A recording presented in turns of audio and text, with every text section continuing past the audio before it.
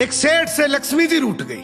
जाते हुए बोली, मैं यहां से जा रही हूं, अब मेरी जगह नुकसान आएगा, तैयार रहना, और अगर तुम जाते जाते मुझसे कुछ मांगना चाहते हो तो बोलो।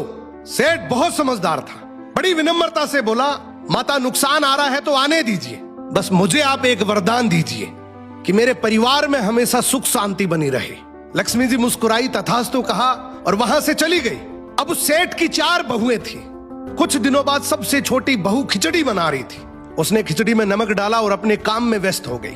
तभी दूसरी बहू आई और उसने खिचड़ी को बिना चखे ही और नमक डाल दिया और वो भी अपने काम में व्यस्त हो गई। ऐसे एक एक करते तीसरी और चौथी बाकी की 2 बहुएं भी आई, उन्होंने भी खिचड़ी को बिना चखे ही उसमें नमक डाल दिया।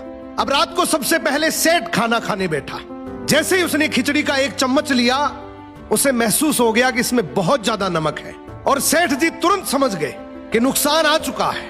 किसी से कुछ नहीं कहा, चुपचाप खिचड़ी खाई और चला गया। अब सेठ के बाद खाना खाने की बारी आई सबसे बड़े बेटे की। बेटे ने खिचड़ी का 1 निवाला लिया।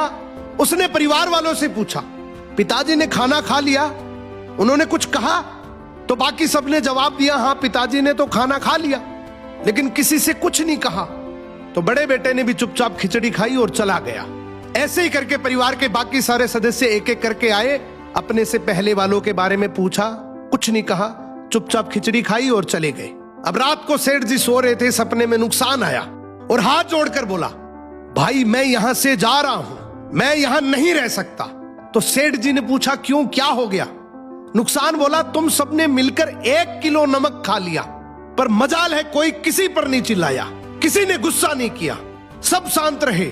अब जिस परिवार में इतनी सुख शांति हो, आपस में इतना प्यार हो, वहां पर मैं नहीं रह सकता। निष्कर्ष कि जिंदगी है तो उतार चढ़ाव, दुख सुख, फायदा नुकसान सब चलता रहेगा, लेकिन जिस परिवार में आपस में लोगों में प्यार है, सुख शांति है, छोटे में आदर, बड़े में बड़प्पन है, उस परिवार का कोई नुकसान, कोई आपदा कुछ नहीं बिगाड़ सकती।